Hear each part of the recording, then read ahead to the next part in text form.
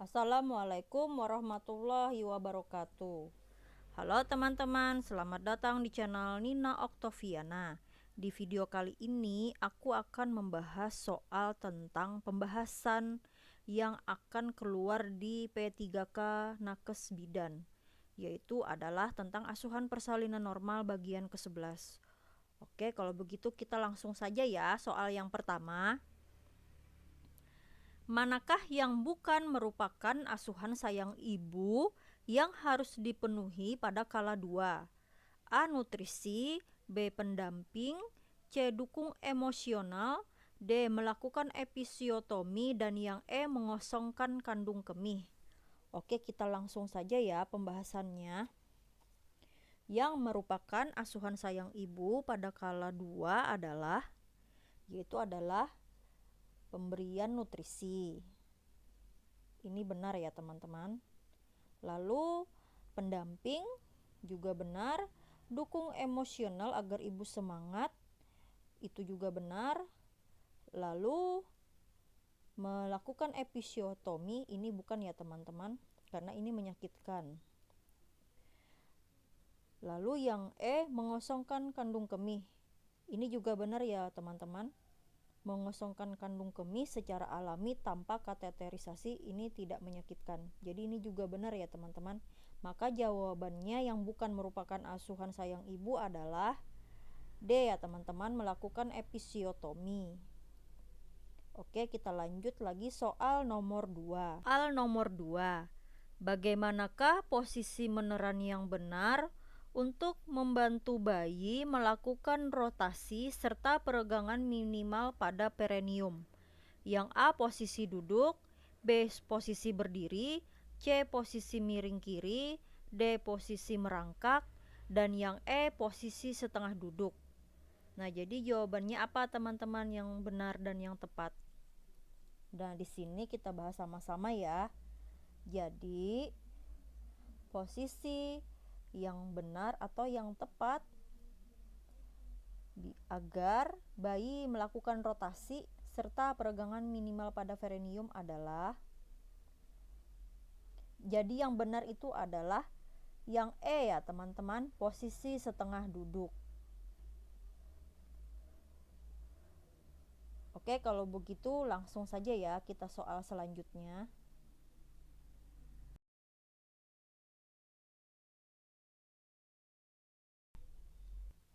Berikut ini manakah urutan yang tepat dari mekanisme persalinan normal?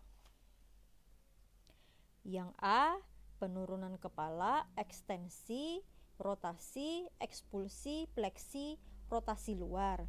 Yang B, penurunan kepala, ekspulsi, rotasi dalam, ekstensi, fleksi, dan rotasi luar. Lalu yang C, penurunan kepala, fleksi, rotasi dalam, ekstensi, ekspulsi, rotasi luar. Dan yang D, penurunan kepala, rotasi dalam, fleksi, ekstensi, ekspulsi, kemudian rotasi luar. Dan yang E, penurunan kepala, rotasi dalam, ekstensi, fleksi, ekspulsi, dan rotasi luar. Jadi jawaban yang tepat adalah yang C ya teman-teman, urutan yang benar pada mekanisme persalinan normal, yaitu adalah penurunan kepala, kemudian fleksi, rotasi dalam, ekstensi, kemudian ekspulsi, dan rotasi luar. Jadi jawabannya adalah yang C. Oke, kita lanjut lagi soal nomor 4. Bila sutura sagittalis mendekati simfisis dan os pariental belakang lebih rendah dari os pariental depan selama penurunan kepala, keadaan kepala bayi ini sering disebut berada dalam posisi A. Sinklitismus, B. Sinklitismus anterior, C. Sinklitismus posterior, yang D. Asinklitismus anterior, dan yang E. Asinklitismus posterior. Oke, kita lanjut ya teman-teman pembahasan soal nomor 4. Nah, Sinklitismus adalah keadaan ketika kepala janin berada pada posisi sutura sagittalis, terdapat di tengah-tengah atau sejajar di jalan lahir tepat di antara simfisis dan promontorium. Kemudian asinklitismus anterior adalah sutura sagittalis mendekati promontorium sehingga os pariental depan lebih rendah dari os pariental belakang. Lalu asinklitismus posterior adalah sutura sagittalis mendekati simfisis dan os pariental belakang lebih rendah dari os pariental depan. Nah, jawabannya apa, teman-teman? Kita kembali lagi ke soal ya. Nah, jadi jawabannya yang tepat adalah yang E ya, teman-teman, asinklitismus posterior. Karena itu sudah termasuk sutura sagittalis mendekati simfisis dan os pariental belakang lebih rendah dari os pariental depan selama penurunan kepala. Jadi jawabannya adalah yang E ya, teman-teman.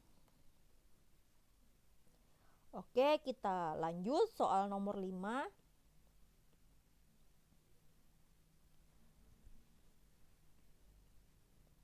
Nyonya L berusia 25 tahun, G1P0A0. Usia kehamilan 38 minggu.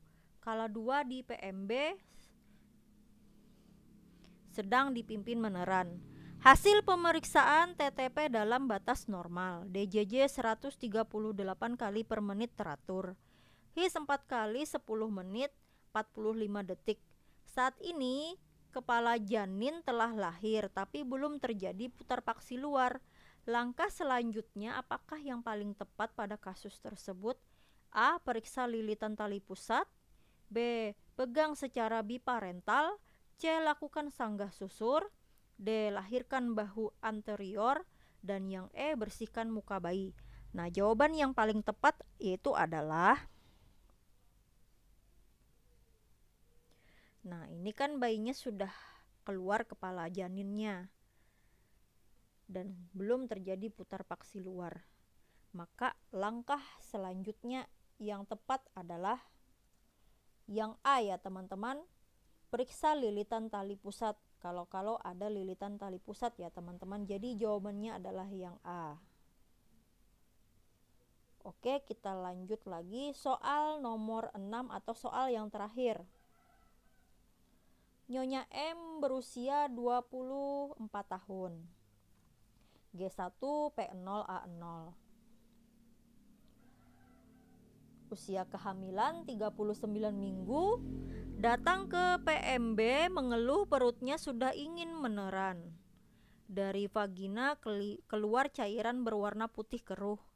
Hasil pemeriksaan TTP dalam batas normal. HIS 4 kali 10 menit 55 detik. DJJ 149 kali per menit. VT Forsio tidak teraba.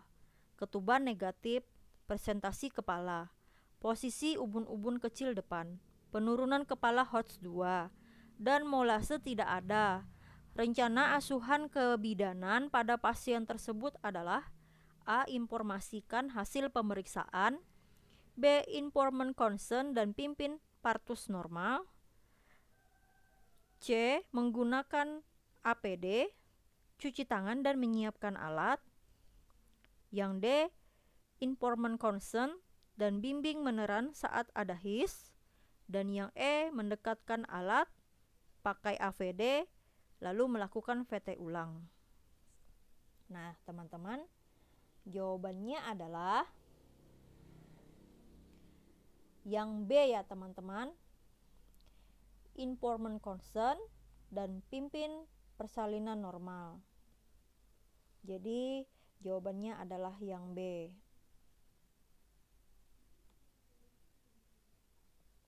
Oke, teman-teman, segini dulu ya soal-soal dari aku. Nanti aku akan membuat soal-soal yang terbaru lagi di video selanjutnya.